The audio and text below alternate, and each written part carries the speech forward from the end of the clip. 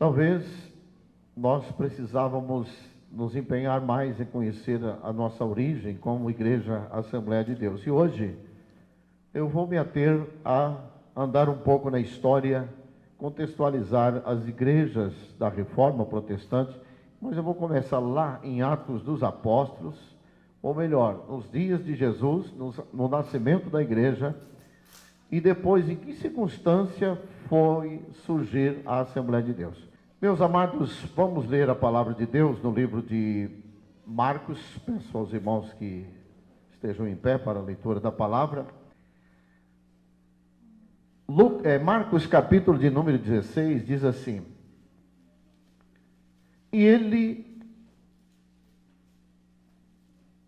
versículo 16, e ele disse-lhes: Ide por todo o mundo, pregai o evangelho a toda criatura.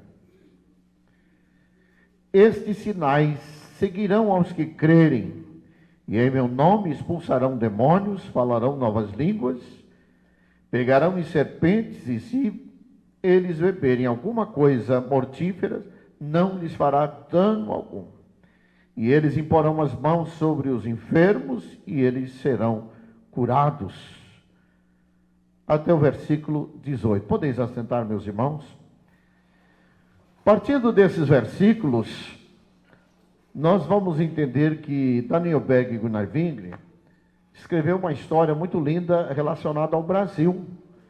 Mas a gente não conhece as histórias de outras nações que receberam missionários como nós recebemos. Eu só vou fazer uma perguntinha aqui para os irmãos, vamos ver quantos respondem um socorro, rapidinho. De qual país eram os fundadores da Assembleia de Deus do Brasil? Quem sabe responda rapidinho. Um pouquinho assim. De qual país vieram os missionários para evangelizar os brasileiros? 1, 2, 3, já. Suécia. Agora, interessante, meus irmãos, que eles vieram para o Brasil, e parece uma coisa exatamente para trazer uma certa confusão aos que acham que as coisas devem começar pelo top, né?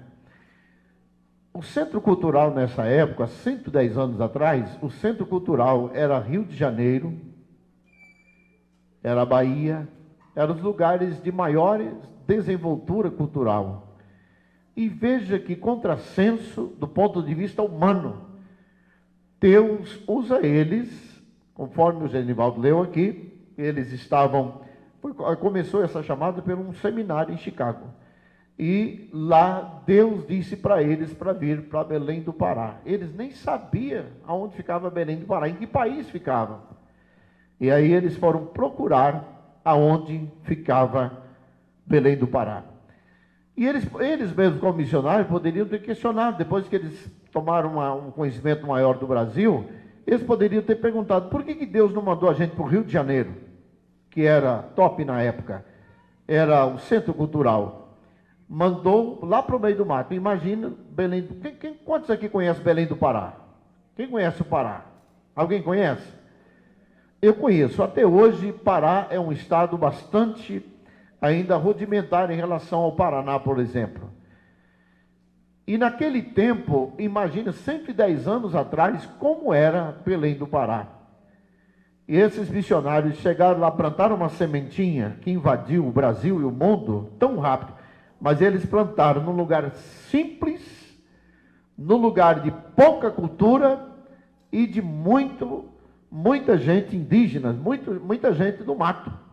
E ali Deus começou uma obra poderosa na vida daqueles missionários.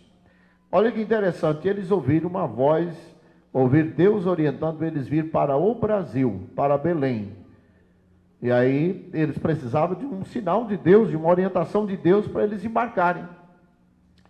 Foi quando eles acharam o navio que zarpava para o Brasil. E esse navio que zarparia para o Brasil chamava-se São Clemente. Era o nome do navio. Eu me lembro que nos 80 anos da Assembleia de Deus em Curitiba, e 90 anos da igreja no Brasil, eu coordenei um dos maiores congressos, onde foi feito a cerimônia de aniversário da Assembleia de Deus. E naquele tempo nós estudamos mais profundamente a história. Eu era coordenador, eu era diretor de missões no estado do Paraná e em Curitiba. E nós tínhamos uma base missionária em Guaraqueçaba, um arquipélago, várias ilhas que nós temos no Paraná. E naquela época eu tinha comprado 5 barcos para a igreja naquela região. Eram várias ilhas e o automóvel deles ali para chegar nas ilhas eram os barcos. E nós puxamos um barco daquele até a cidade de Paranaguá, jogamos em cima de um caminhão, truque, e trouxemos para Curitiba e fizemos o navio São Clemente. Fizemos todo a caráter e pusemos 2 missionários dentro desse navio. Esse navio tinha apito, tinha fumaça, era um negócio muito interessante. E naquele dia, só no ambiente onde estavam, fora os que estavam para fora, tinha 17 mil pessoas dentro do Marumbi Expo Center. E o navio entrou. Foi o momento que nós revivemos a história da Assembleia de Deus no Brasil. Mas pensando no texto que ligam os irmãos, quando o texto diz, ide por todo o mundo, o próprio texto diz que não deve ficar nenhuma nação fora do plano de evangelização, ou seja, de propagação do evangelho restaurador de Jesus. O evangelho de Jesus que poderia chegar em todas as nações. E o Brasil foi beneficiado com esse evangelho, porque até então que tinha aqui a Igreja Batista, a Igreja Presbiteriana e a Igreja Metodista. Essas igrejas, elas vinham da Reforma. Essas igrejas, elas partiram do século XVI para o século XVII, mas quando chegou o tempo de Daniel Berg e Gunnar Wing no Brasil, essas igrejas já estavam tendo declínios espirituais. E aí é aqui que eu quero entrar com os irmãos, que quando a igreja perde o vigor espiritual, perde a unção, o fogo do Espírito, ela tende a estagnar, ela tende a ficar um ente social e encurralado entre as 4 paredes. Ela perde a sua influência espiritual. E é por isso que eu quero pedir aos irmãos que entendam, eu não vou pregar, eu vou fazer um roteiro mais ou menos do surgimento da igreja, para que os irmãos entendam que a igreja precisa desse poder espiritual. Em que circunstância foram impelidos pelo Espírito Santo esses homens chamados Daniel Berg e Gunnar Wingren? Bem, meus irmãos, eu preciso voltar rapidamente, fazer um roteiro, até pedir para... Vou falar um pouquinho do livro parte desse livro que escrevi há uns 3 anos atrás. Esse livro fala sobre o roteiro da liturgia das igrejas. Liturgia cristã. E aí, nesse livro, nós fizemos uma pesquisa bem ampla. Muitos anos a gente ficou estudando esse assunto. E eu comecei a observar os tipos de liturgia em todo o Brasil, nas escolas bíblicas, nas convenções. E talvez você está aqui em Ivaté, conheça uma igreja do Porto de Ivaté. Mas se todos nós tivéssemos a consciência do tamanho que é a Assembleia de Deus no Brasil, você ficaria bobo de ver. Irmão, se você entrar no templo do Belenzinho em São Paulo, você fica tonto. É muito grande. Se você entrar no estado de Rondônia e acompanhar as escolas bíblicas, as convenções do estado de Rondônia, Deus já me deu esse privilégio há mais de 20 anos eu vou a Rondônia. Então, a gente começa a ter uma noção mais ou menos do tamanho da igreja Assembleia de Deus no Brasil. Ela tem hoje, chega a casa de quase 35 milhões. É maior do que, 4 vezes maior do que o Paraguai. 4 vezes maior do que o Paraguai. Então, eu estou dando esses números para os irmãos entenderem o tamanho da obra que 2 rapazes, vou repetir, viu, meninos que estão aqui? Alguém que está lá na galeria, bastante desligado, 2 rapazes que deu a Deus os seus ouvidos para fazer alguma coisa no reino. 2 rapazes que Deus falou nos ouvidos deles, mas eles estavam atentos à voz de Deus. E eles, pela unção do Espírito Santo, ouviram o Evangelho de Jesus que diz: ide por todo mundo. O Brasil fazia parte desse todo. O Brasil fazia parte desse todo mundo. E a história da igreja, ela é lindíssima quando você acompanha ela desde o seu vertedouro. Então a gente usa dizer que a igreja nasceu no Calvário. E uma outra parte que faz alusão a quase que a inauguração da igreja foi a descida do Pentecoste. O dia que Jesus bradou lá no Calvário, ele disse: Pai, está tudo consumado. Naquele dia estava nascendo a Assembleia de Deus aqui em Ibaté. Naquele dia estava na presciência de Deus. Você que entrou aqui dentro da igreja alguns anos atrás, talvez totalmente desligado. Como o Genivaldo conta que quando ele teve um encontro com Jesus, ele foi para a igreja meio na marra. Às vezes você entrou aqui despercebido, alguém vem atrás de moça na igreja, né? Algum vem atrás de casamento na igreja, mas não quer saber de Deus. Mas Jesus pode fisgar esse cabra. Ou essa cabra também, né? Jesus pode fisgar esse cabra e mostrar para ele com quantos paus se faz uma cangaia. Porque quando Deus quer salvar um pecador, por mais terrível que ele seja, Deus entra no coração dele e transforma. Mas no caso desses 2 jovens aqui, eles estavam extremamente dedicados ao Senhor Jesus. E eles ouviram a voz de Deus. Então quando a igreja nasceu no dia do brado de Jesus, está lá em Marcos, quando a Bíblia diz: e dando um grande brado, o véu do templo se rasgou de alto a baixo. Eu já disse isso aqui, o véu tinha aproximadamente 18 metros de altura, e era tão forte que 2 juntas de bois não rasgavam esse véu. Era um véu muito forte, e ali Deus fez um milagre. Deus fez aquele véu se rasgar de alto a baixo, para mostrar que não há dificuldade para Deus abrir caminhos. E naquele dia Deus estava dizendo: eu estou abrindo, rasgando o véu, estou abrindo o acesso ao Santo dos Santos. Não precisará mais de um sumo sacerdote que interceda por você, mas você mesmo pode entrar na presença de Deus através de um novo e vivo caminho que Jesus abriu ao rasgar do véu. Quantos podem glorificar a Deus por isso?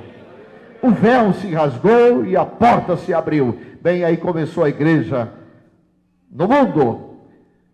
Dias depois, cumpriu-se o que Jesus disse: vocês vão para Jerusalém, ficar em Jerusalém, vai orando, até que do alto vocês vão receber poder de Deus. Sabe por que a Assembleia de Deus é uma igreja que destacou no mundo? Você sabia que a Assembleia de Deus é a maior igreja cristã do cristianismo? Só perdendo, em se tratando de ramo de cristianismo, só perde para a católica. Fora da católica, porque a católica não tem ramo evangélico. Mas nós, em se tratando de cristianismo e evangelho, é a maior igreja do mundo, irmãos. Você pode glorificar a Deus por isso? E começou lá no meio do mato, tá bom? Eles não vieram de avião, eles vieram de navio. Eles não andavam de carrões que nem vocês andam hoje, eles andavam a pé, andavam a cavalo. E Jesus inaugurou a sua igreja. Até o século III, tinha uma gama de pastores que foram conhecidos como os patrísticos, os pastores da patrística, os que deram sequência ao trabalho de Jesus e dos apóstolos. Porque os apóstolos vão até o ano 90 depois de Cristo, você vai ver que vai exaurindo aquela era apostólica. E aí começa uma nova era de pastores, e eu poderia dizer vários nomes deles aqui, como Clemente de Alexandria, como muitos outros, uma fila deles, e eles escreveu a liturgia da igreja, eles orientou. Orígenes, por exemplo, foi um grande ensinador. Esses homens, eles foram os que deram as normas e orientaram a igreja na direção do Espírito Santo de Deus. E aí você veja, irmão, que a igreja, até o 4º século, foi um negócio estrondoso. A igreja nos dias de Jesus foi rapidinho, ela atingiu o mundo de então. Era um poder extraordinário nas mãos da igreja. A Assembleia de Deus no Brasil não foi diferente, irmãos. Ela explodiu no Brasil logo que chegou no Brasil em 1910. Você vai ver que em 1914 a igreja já estava na América do Norte. Já tinha feito uma fusão, a igreja, a Missão Apostólica, e uma outra igreja que fugiu o nome dela agora aqui. Aquelas igrejas eram igrejas que estavam desenvolvendo nos Estados Unidos. Elas fundiram com a Assembleia de Deus e fizeram uma grande convenção em 1914, porque Deus estava no negócio, Deus estava na evangelização, Deus estava com o seu Espírito naquela igreja. E aí, meus irmãos, quando a igreja chega no 4º século, entrou uma era chamada Era Constantina. O Império de Constantino tornou a igreja, tornou o Império cristão, e a igreja se tornou religião oficial do Império, e ali a igreja começou a descambar. Preste atenção nisso. A igreja começou a descer, porque eles começaram a trazer práticas pagãs para dentro da igreja. Preste atenção nisso. Quando os pastores cobram alguma coisa da igreja, não fica bravo não, porque existe uma tendência muito forte do diabo querer descarrilar a igreja, tirar a igreja dos trilhos. É muito simples. Você vê em época de festa junina, você vê jovens, irmãos da igreja: pastor, a gente pode fazer uma festa junina evangélica, não vai ter quentão, não vai ter crentão, né? E é uma forma de maquiar a igreja com o mundo. E aí a igreja começou a declinar. Foi quando começou a entrar os modismo, romanismo no meio, né? Você vai ver que quem começou a dar as ordens para a igreja foram os deputados, os senadores. Começou a envolver a política, e a igreja perdeu a sua essência. Mas guarde lá, a igreja nunca se casou com o mundo. A igreja verdadeira do Senhor, ela sempre superou essas dificuldades. Vocês vão ver que quando a igreja começou a pecar, e se tornou a que a gente conhece hoje, a igreja romana, saiu uma outra linha de cristianismo, que seguia os passos dos apóstolos, que seguia as orientações de Jesus, e ela saiu pela tangente. Você vai encontrar na história alguns períodos na história, grupos de crentes, como por exemplo os valdenses, que eram uma linha de crentes puritanos, estilo Assembleia de Deus hoje. Eram crentes que não se comungavam com os pecados da igreja católica, e eles começaram a congregar debaixo de perseguição. Se você ler a história, você vai ver que eles entram na Europa, principalmente na Itália, vão naquelas regiões montanhosas de Pradaltonas, aquelas regiões, dá uma procurada depois. Eles ali começaram com sacrifício a desenvolver a igreja, entravam nos matos, abriam as terras e começavam a construir colônias de puros cristãos, e eles tinham peregrinos que juntavam a sua mala, enchia de provisões e saía a pé, irmãos, para os povoados, para falar de Jesus, do Jesus puro, diferente do que estava pregando a igreja romana. E eles cresceram de forma estrondosa. Você vai ver que na linhagem dos oswaldenses, eles saíam e escondiam nas cavernas para fazer culto, e senhoras idosas desciam no colo, e às vezes com dificuldades, para se esconder em cavernas para fazer os cultos. Mas a igreja permaneceu. Houve uma noite terrível, na noite de São Bartolomeu, na França, onde muita gente morreu por causa do evangelho, porque era uma linhagem puritana também, os Covenants. Eles saíram diferente, não aceitava o pecado que estava ruindo a igreja, e essa gente começou a carregar o evangelho de verdade. Isso gerou por mais de 10 séculos esta perseguição, e a igreja, ela mergulhou num abismo de pecado, e Deus lá dos céus estava dizendo: vocês que querem ser crente de verdade, sai dessa linhagem, fica diferente. E é o que aconteceu. Quando a igreja se perdeu, se naufragou, vocês vão ver que vai aparecer alguns homens na história, no século 12, 13, eu vou citar o nome deles aqui. Quem ouviu falar de um grande pregoeiro da justiça chamado John Hus? Alguém já viu esse nome? John Hus. Alguém já ouviu falar de Savonarola? Alguém já ouviu falar de John Wycliffe? Alguém já ouviu falar de John Knorr? Esses homens foram um estrondo nas mãos de Deus. No século XII, já começou a aparecer os pré-reformadores, e eles começaram a lutar para que a Bíblia viesse para a mão. Você tem a Bíblia na mão? Quantas Bíblias tem aqui? Faz assim com as Bíblias, vamos ver. Olha aí, que coisa maravilhosa. Aí fora a Bíblia, só aqui no meu tablet eu tenho 3 traduções. Olha quantas Bíblias, olha que coisa linda. Mas irmãos, isso foi uma conquista com muito sangue, com muita dificuldade, porque a tradução de Jerônimo, que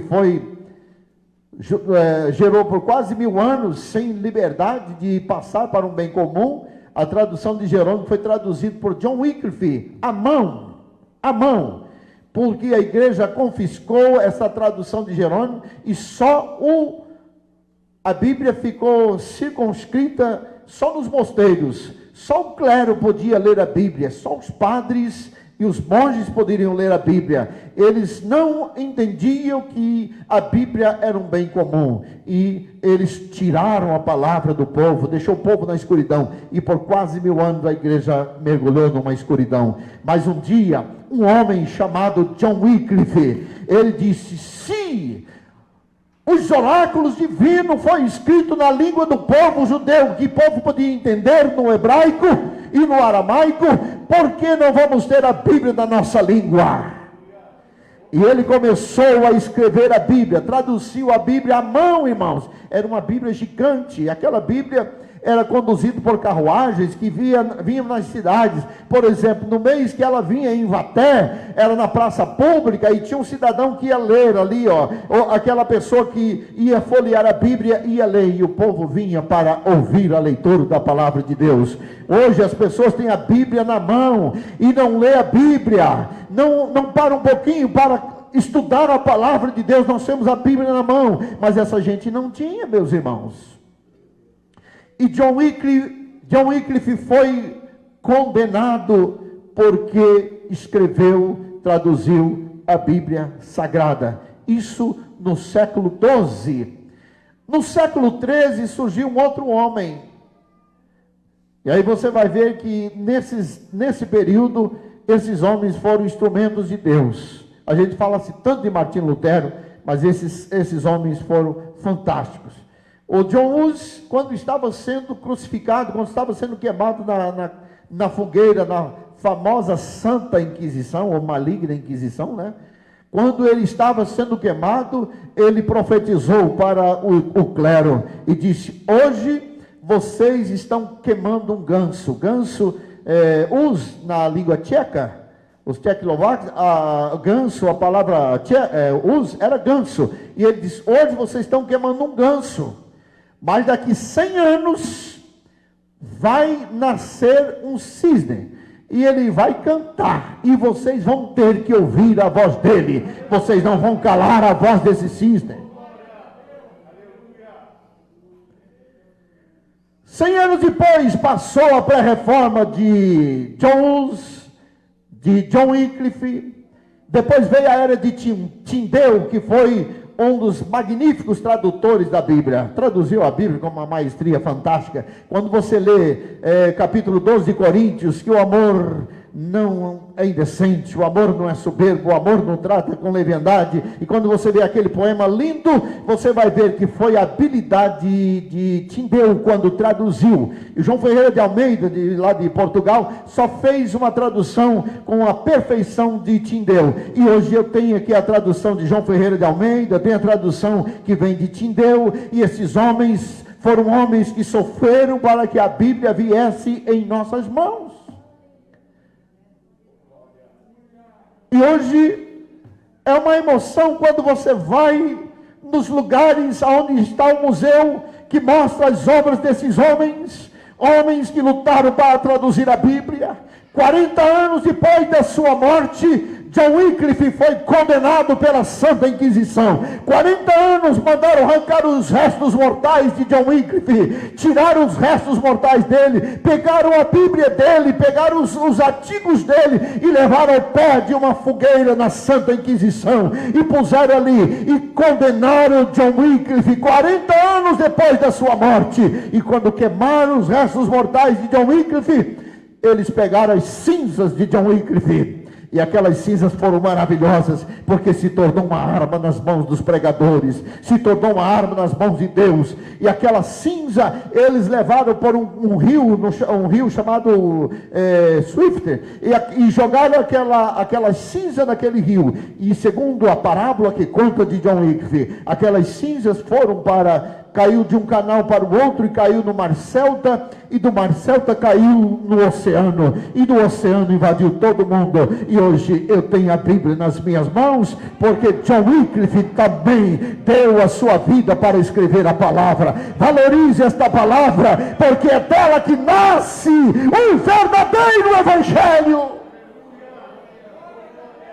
Então a parábola de John Wycliffe as cinzas de John Wycliffe foram como sementes semeadas em todo o globo terráqueo, em todo o planeta Terra. A semente do Evangelho foi semeada.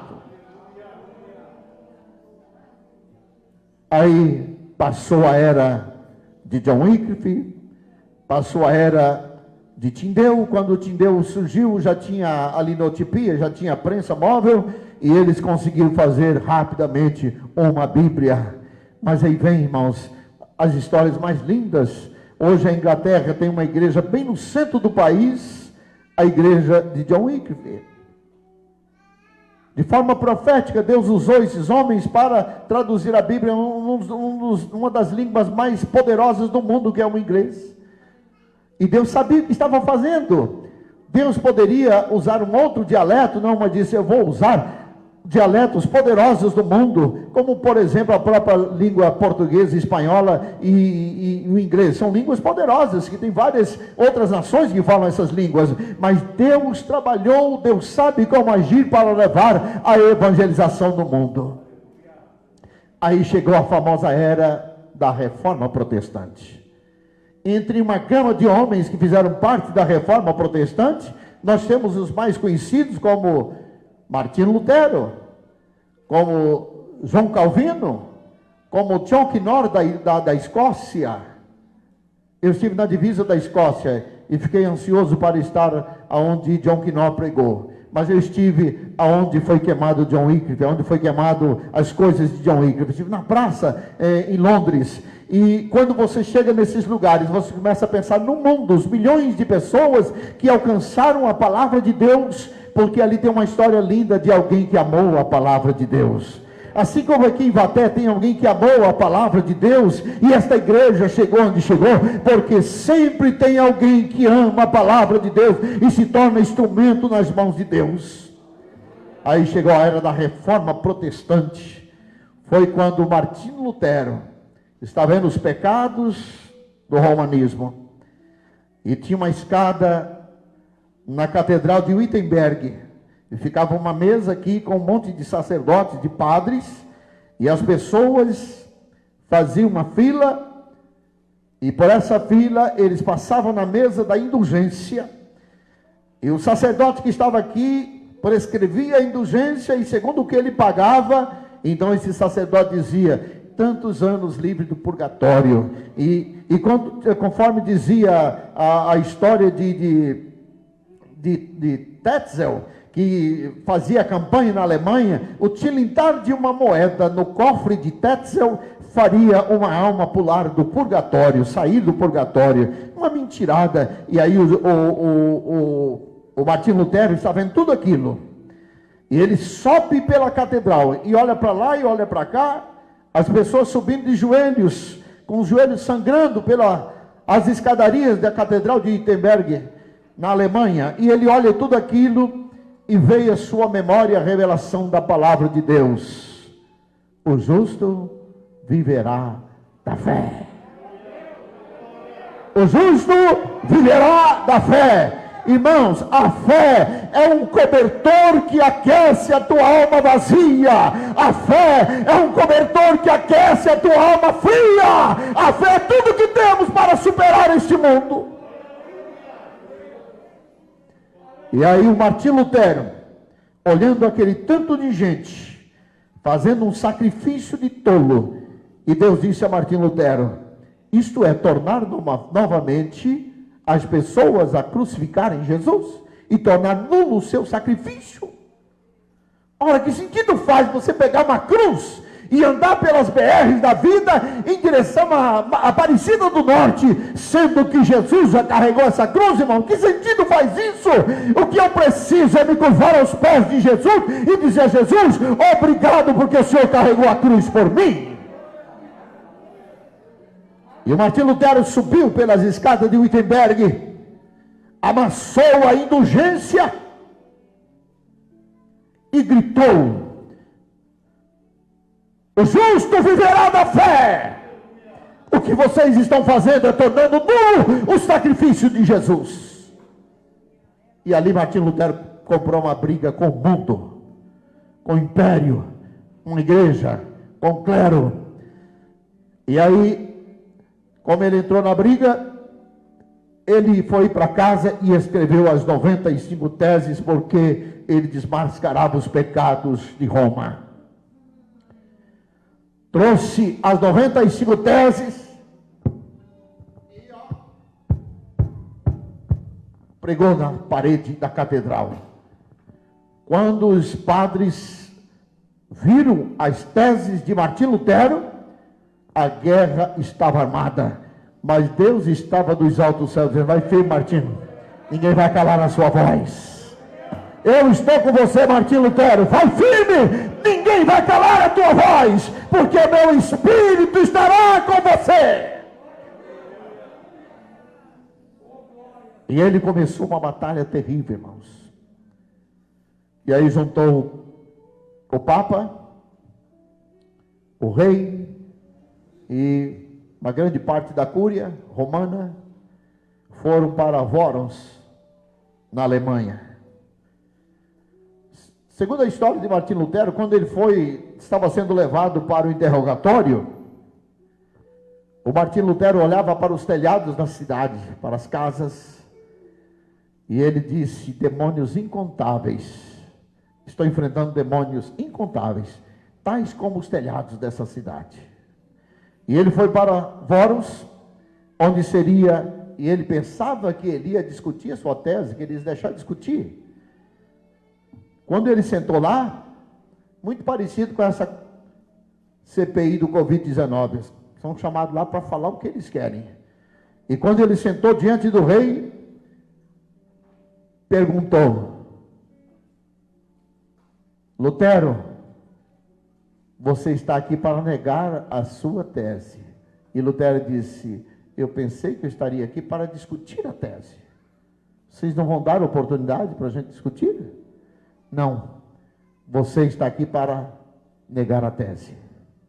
Ora, que coisa mais cruel, mais ingrata, mais covarde. O Martinho Lutero, diante daqueles opositores, rei, papas, padres, ele tinha um salvo-conduto na mão. O rei tinha dado um salvo-conduto para ele. E com o salvo-conduto, ele tinha o direito de sair em vida. É mais ou menos aquilo que o cidadão está pegando lá para ir lá na habeas corpus, ter o direito de ficar calado. E ele tinha um salvo-conduto do rei e nenhum padre podia matá-lo. Aí gritaram: Martim Lutero, você vai renegar? Ele olhou para os céus e disse: não, o que escrevi, escrevi. Deus tenha misericórdia de mim. Deus dos altos céus está dizendo: eu tenho, Martino, você vai triunfar. Deus estando no comando, irmãos, o mundo pode se levantar contra você. Aleluia! Oh, glória! Quando Deus está no comando, nada pode contra a sua vida.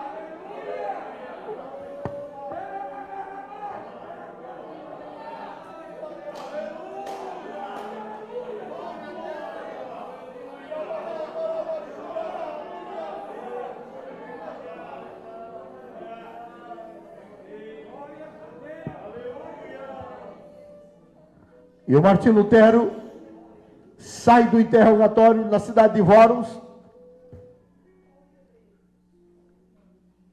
E ele pensava que ia morrer diante daqueles inquisitores. E na sua carruagem, ele foi sequestrado. Alguns homens encapuzados interpelou a carruagem, arrancou Martim Lutero da carruagem, mandou o carroceiro embora e roubaram Martim Lutero. Martim Lutero pensou: vou morrer mesmo.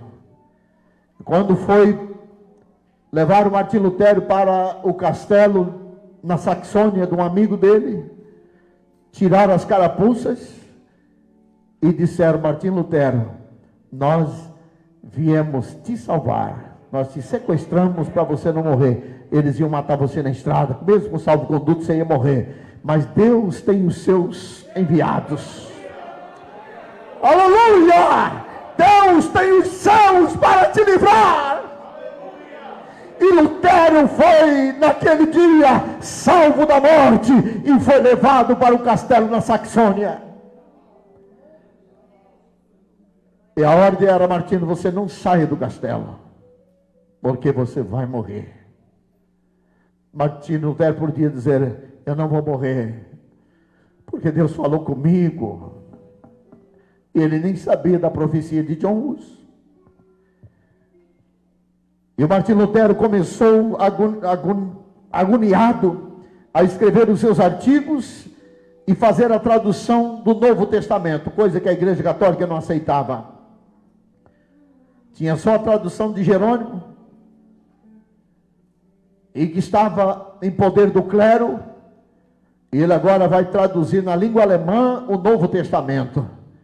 Enquanto ele está traduzindo, dois frades, amigos dele, que estavam na batalha, foram mortos, queimados na fogueira. E a notícia chegou e disse: Martim, os teus dois amigos foram queimados.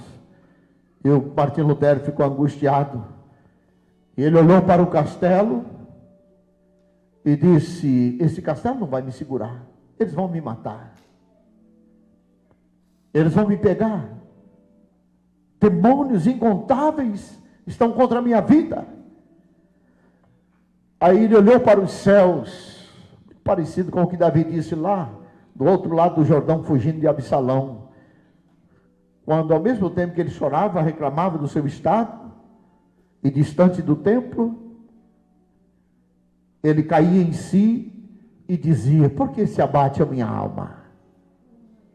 Espere em Deus, confia no Senhor. Salmo 42, o Davi está fazendo as interrogações: por que te abate a minha alma? Espere em Deus, Ele é o refúgio. Aí no mesmo tempo que Martim Lutero disse: eu vou morrer, o castelo não me segura, ele começou a cantar e escrever: castelo forte, castelo forte é o nosso Deus. E aí ele vai cantando, e ele revela poeticamente a sua confiança em Deus. Eu quero que nesta noite você deposite sua confiança em Deus. A nossa fé é o cobertor que Deus dá para aquecer as nossas vidas. Usa a tua fé para isso. Bem, resumindo a história, o Martinho Lutero pegou uma era que a Bíblia de Tyndale já estava circulando. Os esforços de John Wycliffe na tradução para o inglês já estavam circulando. E agora Martinho Lutero vai dizer: a prensa móvel, a capacidade de imprimir Bíblias em maiores quantidades sem precisar de fazer à mão, foram como as asas dos anjos, que ajudou a levar o Evangelho com rapidez. Imagine hoje, na era da internet, que a gente manda textos bíblicos pelo WhatsApp. Mas o Martinho Lutero já agradeceu a Deus pela linotipia, pela prensa móvel, e dizendo: foram como asas de anjos que conduziram a palavra para todos os lugares. Final do século XVI, a reforma protestante estava terminada. Aí ficou a história linda de John Knox, na Escócia.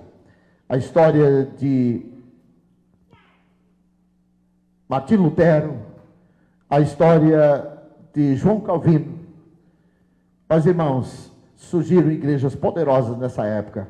E uma delas é a igreja metodista wesleyana. A igreja batista, gerada pelos anabaptistas. E a igreja presbiteriana. Essas igrejas foram da reforma, mas a mais poderosa de todas. Muitos podem pensar que foi a batista, que ela é uma grande igreja até hoje. Mas foi uma igreja muito pentecostal, foi a igreja metodista wesleyana. Irmãos, eu fiquei tão emocionado quando eu visitei a catedral de John Wesley. E o guia nos levou um prédio do lado da catedral, onde ficava o quarto de John Wesley. E o guia nos levou até o quarto dele. Eu vi a cama de John Wesley tal como era no século XVII. E saindo da cama do quarto de John Wesley, tinha uma salazinha assim. Tinha, não tem? E ali tinha uma Bíblia grande, no mezanine, e as marcas dos joelhos de John Wesley. E ali John Wesley orava todas as madrugadas. Então o guia disse para nós: John Wesley todas as manhãs saía desta cama, todas as madrugadas, e ia para este lugar, onde dobrava o joelho e ia buscar fogo. E eu olhei aquelas marcas de joelho de John Wesley, e a Bíblia aberta com manchas de lágrimas. Ele lia a Bíblia de joelhos dobrados e derramava lágrimas em cima da Bíblia. Eu fiquei numa emoção, e fiz como ia dobrar o joelho. O guia disse: não pode. Eu disse: eu sei que não pode, mas você não pode impedir o meu pensamento. Em pensamento eu estou de joelhos dobrados no lugar que ele dobrou o joelho. E orei ao Senhor ali. A minha vontade é ficar muito tempo ali, mas nós estávamos de passagem. E ali eu vi aonde um homem que fez mais de 2 bilhões de quilômetros na região, no seu período de ministério, no lombo de burro, em todo o Reino Unido, na Escócia, aquelas regiões, ele desenvolveu muitas congregações, muito parecido com os ministérios que temos no Brasil, de várias igrejas, muitas igrejas, e ali John Wesley desenvolveu um trabalho lindo e maravilhoso. Mas quando chegou em 1920, a igreja estava em crise, a igreja presbiteriana, batista e wesleyana estava em crise no sentido de identidade espiritual. E foi aí que eu cheguei no período que surgiu a Assembleia de Deus. Por que surgiu a Assembleia de Deus? Essas igrejas, elas estavam declinando espiritualmente, portanto hoje elas são tradicionais. Diferentemente, a igreja metodista da sua origem era pentecostal.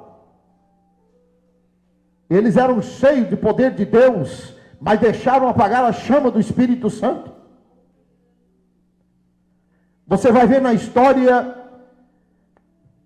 de John Wesley, ele via o comportamento das outras igrejas e dizia: Deus não pode ser assim, tem alguma coisa a mais, além de ser pastor de uma igreja, tem que ter alguma coisa a mais.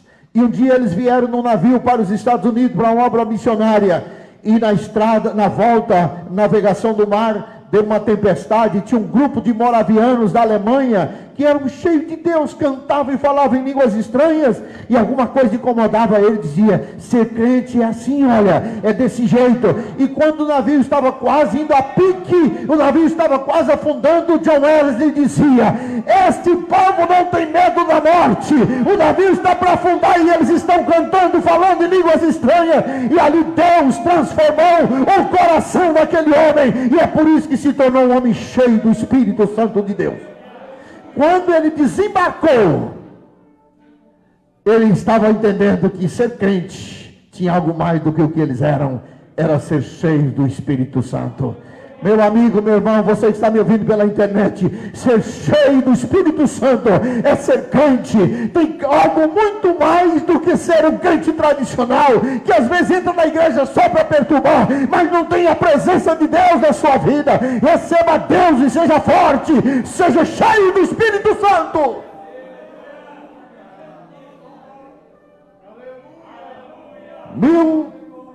1906, Deus estava vendo o declínio espiritual da igreja, e ele começou num avivamento, num grupo de irmãos que oravam numa casa, num lugar chamado Rua Azusa. Preste atenção nisso. Talvez você nunca viu esse tipo de elo para entender a história da Assembleia de Deus. Na Rua Azusa, 1906, tinha os descendentes de escravos. Um dos líderes era Seymour, William Seymour. William Seymour, cheio de Deus, desprezados pelos outros colegas de seminário, porque ele era negro. Ele sentava no corredor de fora da faculdade, da escola teológica, para assistir a aula. Não sentava com os branquelos, porque tinha o problema da segregação racial. E ele sentava lá fora, assistia às aulas, e Deus disse: eu vou mostrar para esses branquelos como é que faz a diferença. Deus começou a encher um descendente de escravo do Espírito Santo. William Seymour começou a ser cheio do Espírito Santo, cheio do Espírito Santo, cheio do Espírito Santo. Porque quando Deus quer, irmão, não tem barreira. O Martinho Lutero, muita gente podia achar que ele ia morrer, mas um dia o Martinho Lutero estava com as mãos esticadas numa capela, e ele olhou para a lápide de um padre, estava escrito ali, o padre que tinha queimado John Hus na Santa Inquisição, estava escrito ali a frase de John Hus: hoje vocês queimam um ganso, mas de que 100 anos vai nascer um cisne. E Deus falou com Martinho Lutero: hoje cumpre-se a profecia de John Hus, você é o cisne. Ninguém vai te matar e nem vai te queimar, Martinho Lutero. Assim Deus fez Martinho Lutero cumprir a sua obra. Assim, irmãos, Deus fez as igrejas cumprir a sua missão. 1906, as ondas do Pentecoste da Rua Azusa, Deus encheu os crentes da Rua Azusa. E aquilo foi varrendo o mundo. Pentecoste, batismo com o Espírito Santo, curas divinas. Diz que era tão glorioso o movimento da Rua Azusa, que as mulheres andando pelas ruas eram tomadas pelo Espírito Santo. Pessoas endemoniadas caíam quando as mulheres passavam. As pessoas eram curadas quando elas passavam. As mulheres eram cheias de Deus nesse tempo.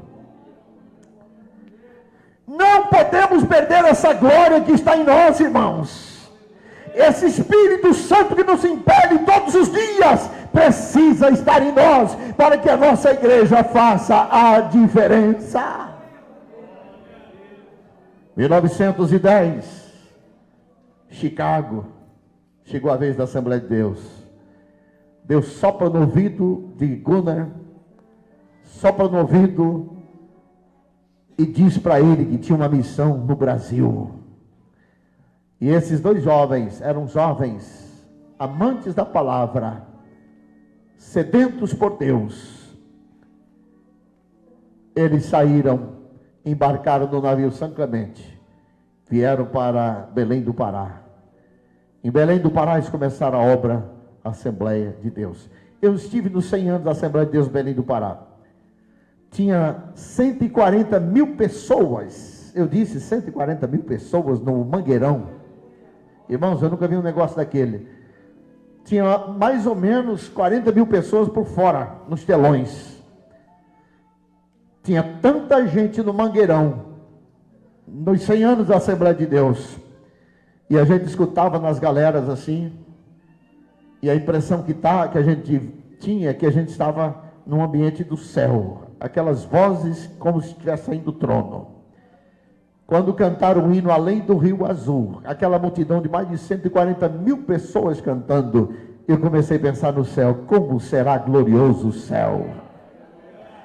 Como será glorioso o céu? Aleluia!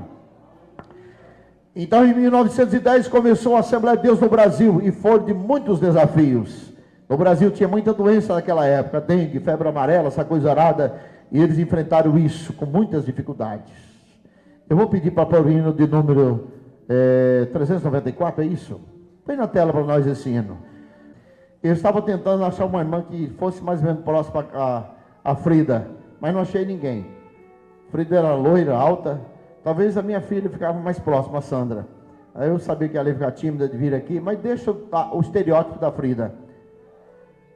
Eu só vou citar um exemplo que aconteceu com um dos hinos da harpa, tá?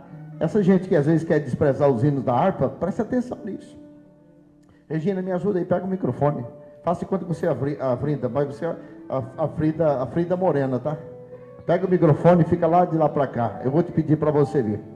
Aí estavam os dois, Daniel Berg e Gunnar Ving, ali na sala. Estavam ali na sala. Os dois estavam discutindo um assunto para abortar uma missão. Está muito formal olhando para a igreja, fica vocês dois aí, um virado para a cara do outro aí. Aí eles estavam discutindo ali, as dificuldades eram muitas. O Brasil é um país continental, umas dificuldades sem limite. Aí os dois estão ali e estão abortando uma missão. Quando Deus está no comando, Ele te surpreende. Diga comigo, quando Deus está no comando, Ele surpreende a gente. Está fraco. Quando Deus está no comando, Ele surpreende a gente. Ei, você que está com sono, fala mais forte. Quem está no comando é Deus. Ele nos surpreende. E os dois missionários, que era fogo puro, saindo das ondas do Pentecoste da Rua Azusa, agora estão querendo abortar a missão. E a irmã Frida, hoje nós temos uma Frida Morena aqui, mas a irmã Frida estava no quarto. Regina, diga comigo aí, no quarto. No quarto. Em oração. Em oração. Ela estava num retiro espiritual de 3 dias em oração. E os bonitinhos aqui estavam abortando uma missão. Aí, toca lá, meu filho. Aí ela, sem saber de nada, mas o Espírito Santo que está no controle, sabia. Viu? Não pensa que Deus não está sabendo o que está fazendo. Ele sabe de tudo, de tudo, de tudo, de tudo. Diga comigo, Deus sabe de tudo. Aí a Frida veio de lá para cá. Vem até ele. Quem? Vem cantando. Tem sua mão no arado. E aí eles escutam. Constante e preciso. E agora? Canta, igreja. O sol declina e logo após vai escurecer. E aí? Vocês vão abortar mesmo? A menina não sabia. Avante em Cristo. Não pare! Não abandone a missão! Coração vigia. Deus te deu algo para fazer, não abandone!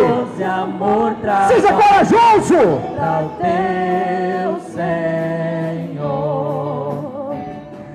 Não desanimes por ser tua cruz maior que a de Deus. Tá pesada, Gúnia?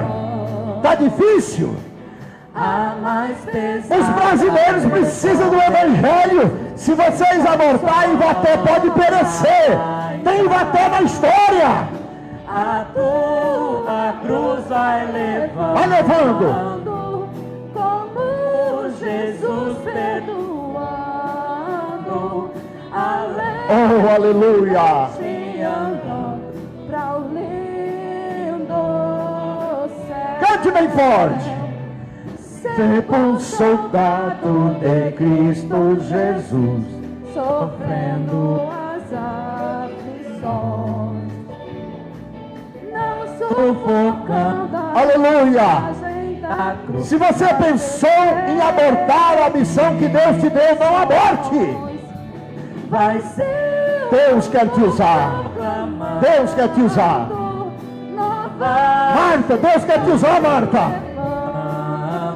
Oh, aleluia. Betão, Deus quer te usar. Valdir, Deus quer te usar. Não jogue a cruz no caminho. Quando enfim tu largares a cruz, Jesus aleluia. te coroará com santo gozo em glória e luz te consolará. Esquecerá seus lidares, tribulações e pesares, quando no céu desfrutar perfeita paz. Agora presta atenção comigo aqui. O Brasil hoje tem mais de 35, quase 35 milhões de assembleanos. Quantos milhões ela gerou além da denominação que estão em outras igrejas? Se eles abortassem a missão, vocês em Ivaté talvez teriam outro destino. Deus tem missionário para cada região e Deus tinha vocês no seu roteiro. Você quer abortar a sua missão? De forma alguma. Vai continuar com medo? De forma alguma. Quer abortar a sua missão? Não, vamos continuar pregando o Evangelho. Vocês querem abortar a missão de vocês? Ou vocês acham que Deus só chamou Daniel Berg e Gunnar Ving? Deus chamou o Éder para ficar um tempo no Paraguai. E ele fez o trabalho de lá. Deus chamou o Genivaldo para fazer o trabalho que fez no Paraguai. Ganhou até um Paraguai para ele. Deus faz as coisas certas. Não abandone a sua missão, aquilo que Deus te deu. Hoje você está numa igreja de mais de 30 milhões de assembleanos. Mas Deus continua no controle das coisas. Deus continua no controle das coisas. Agora fique em pé de novo e cante com a Frida de novo esse hino. Mas cante pensando na sua missão. Oh, aleluia. Cante glorificando a Deus. E aí o Daniel Berg e o Gunnar Ving levantou do sofá e zarpou para a obra. Vai fazer a obra. Não vai abortar aquilo que Deus pôs nas mãos de vocês. Parado já pois constante precisa. Oh, aleluia. O sol declina e logo após vai escurecer. Oh, avante, meu irmão. Pensando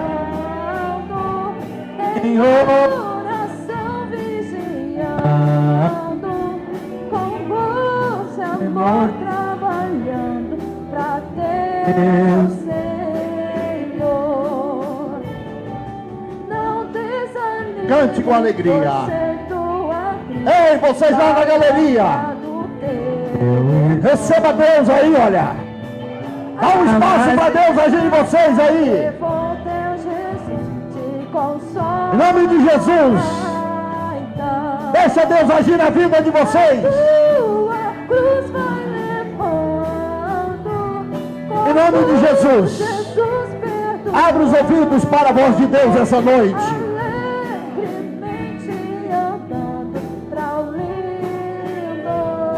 Aleluia.